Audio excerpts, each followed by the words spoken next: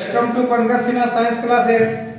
आपको अभी मैं क्लास 10 के साइंस बुक का एक बुक है, उसका नाम है रसायन शास्त्र, जिसको हम लोग केमिस्ट्री कहते हैं। उस केमिस्ट्री का सेकेंड चैप्टर जिसका नाम है अम्ल, भस्म और लवण, जिसको अंग्रेजी में बोलते हैं एसिड, बेस एंड सॉल्ट्स, उसका अभी आपको हम 20 ऑब्जेक्टिव्स दे रहे हैं जो 2024 के बोर्ड एग्जाम में पूछने का 100% चांस है।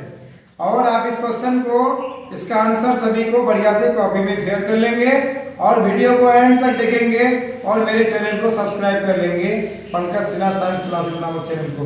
तो आपको जितने भी नए नए वीडियो आपको मैं दूंगा वो सारे वीडियो आपको मिल जाएंगे और आपको नॉलेज मिलेगा।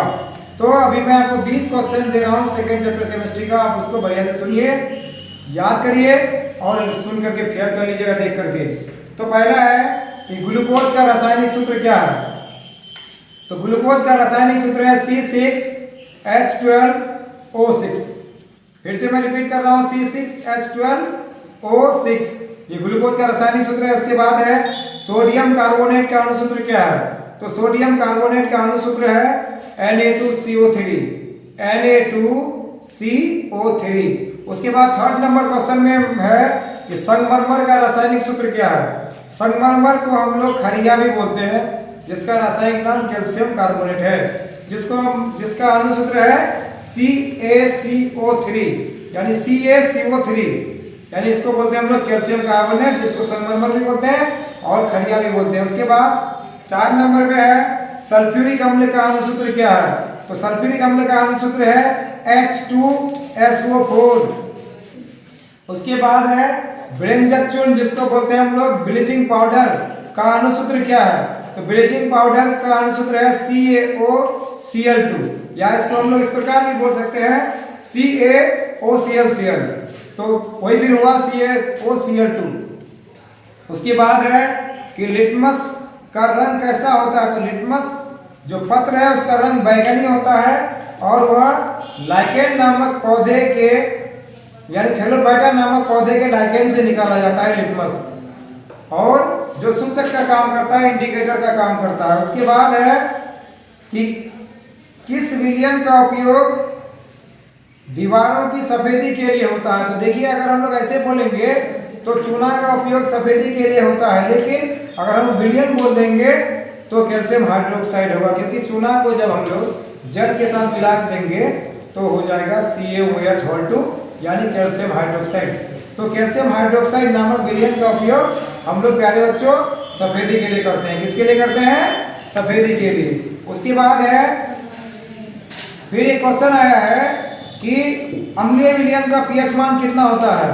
तो अम्लीय विलयन का पीएच मान 7 से कम होता है, या कहे तो 7 से कम अगर होगा तो वो अम्लीय विलयन होगा। यानी किसी विलयन का पीएच मान अगर 6 है, 5 है, 3 है, 2 है, 1 है, तो उसको बोलेंगे हम लोग अम्लीय विलयन। कौन विलयन? अम्लीय विलयन। तो उसके बाद है दूध से दही बनना कौन सी अभिक्रिया है। तो दूध से जो दही बन रहा है उस अभिक्रिया को बोलते हैं, उस क्रिया को हम लोग बोलते हैं फर्मेंटेशन। उस क्रिया को हम लोग क्या बोलेंगे? फर्मेंटेशन, जिसको हिंदी में बोलते हैं किण्वन, क्योंकि सूक्ष्म जीवों की सहायता से ही दूध से दही बनता है। तो इस क्रिया को क्या बोलेंगे हम लोग? किण्वन बोलेंगे, अंग्रेजी में फर्मेंटेशन बोलेंगे। उसके बाद है अगला क्वेश्चन है कि उदासीन विलयन का पीएच मान कितना होता है। वह विलयन जो न्यूट्रल है, उदासीन है, उसका पीएच मान जो होता है वो 7 होता है। कितना होता है? 7। यानी उदासीन विलयन का पीएच मान हमेशा 7 होता है। अगला है कि लाल चींटी में कौन सा अम्ल पाया जाता है। तो लाल चींटी में, मधुमक्खी में एक अम्ल पाया जाता है जो जहरीला अम्ल है, जिसका साधारण नाम है फॉर्मिक अम्ल, और जिसको हम लोग मेथेनोइक अम्ल भी कहते हैं। तो ये जहरीला अम्ल है। कौन अम्ल है? पॉइजनस एसिड है ये। तो लाल चींटी में वो पाया जाता है अम्ल। उसके बाद है चीनी का रासायनिक सूत्र क्या है। तो चीनी जो हम लोग खाते हैं, घर में नमक खाते हैं, मैंने पिछले वीडियो में बताया था, एक प्रकार का केमिकल है। तो इसका रासायनिक सूत्र है C12H22O11। फिर से बोल रहे हैं C12H22O11। अगला क्वेश्चन है कि बेकिंग सोडा या खाने वाला सोडा, खाने वाला सोडा का दूसरा नाम है बेकिंग सोडा। कौन सोडा? बेकिंग सोडा का रासायनिक सूत्र है NaHCO3, जिसको हम लोग सोडियम बाइकार्बोनेट भी कहते हैं। तो खाने वाला सोडा का रासायनिक नाम क्या है? Sodium bicarbonate. इसका अनुसूत्र है NaHCO3। उसके बाद है धोने वाला सोडा, जिसको हम लोग बोलते हैं धोवन सोडा। धोवन सोडा का अनुसूत्र है Na2CO3 इंटू 10H2O। जहां पर पानी आ जाएगा यानी जल आ जाएगा, 10H2O यानी जल का 10 अणु आया, तो जल आया तो उसका मतलब धोएंगे। तो हम लोग धोते हैं तो पानी से धोते हैं, इसीलिए इसको बोलेंगे हम लोग धोवन सोडा। कौन सोडा बोलेंगे? उसके बाद है क्षारीय विलयन का पीएच मान कितना होता है?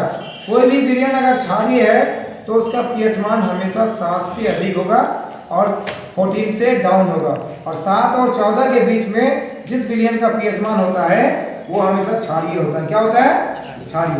तो क्षारीय विलयन का पीएच मान एक लाइन में बोलेंगे तो 7 से अधिक होगा। उसके बाद है साधारण नमक का अनुसूत्र क्या है? अभी भी मैं बोला कि साधारण नमक एक केमिकल है, तो इसका अनुसूत्र है NaCl। इसको हम लोग बोलते हैं सोडियम क्लोराइड। क्या बोलते हैं? Sodium chloride. उसके बाद है फिटकरी या पोटाश एलम। हम लोग जो शेविंग करते हैं, दाढ़ी बनाते हैं, तो उसको बोलते हैं हम लोग लगाता है बाद में, मतलब जो बार्बर, तो उसको बोलते हैं हम लोग फिटकरी। क्या बोलते हैं?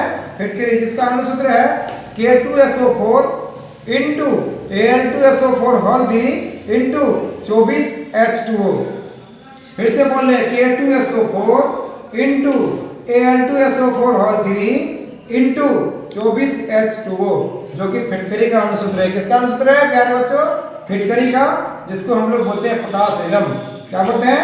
उसके बाद है शुद्ध जल का पीएच मान कितना बार बोर्ड में पूछा, आप देखेंगे क्वेश्चन बैंक में, तो कितना बार पूछा है कि शुद्ध जल का पीएच मान कितना होता है? शुद्ध जल का पीएच मान होता है 7.0 या 7। उसके बाद है लास्ट क्वेश्चन में है अम्ल में कौन आयन पाया जाता है? तो अम्ल में जो है हाइड्रोजन आयन पाया जाता है, यानी इसको अगर हम लोग बोलेंगे तो H+ आयन बोलेंगे। कौन आयन बोलेंगे? H+। तो अभी मैं क्लास 10 के केमिस्ट्री का सेकंड चैप्टर केमिस्ट्री का 20 क्वेश्चन आपको दिया। ये 20 क्वेश्चन को आप याद कर लेंगे तो 2024 में जो बोर्ड एग्जाम्स होंगे उसमें पूछने का 100% चांस बनता है। इसीलिए आप इस क्वेश्चन को बढ़िया से याद कर लीजिएगा, कॉपी में फेयर कर लीजिएगा और मेरे वीडियो को एंड तक देखिएगा। बहुत बहुत धन्यवाद।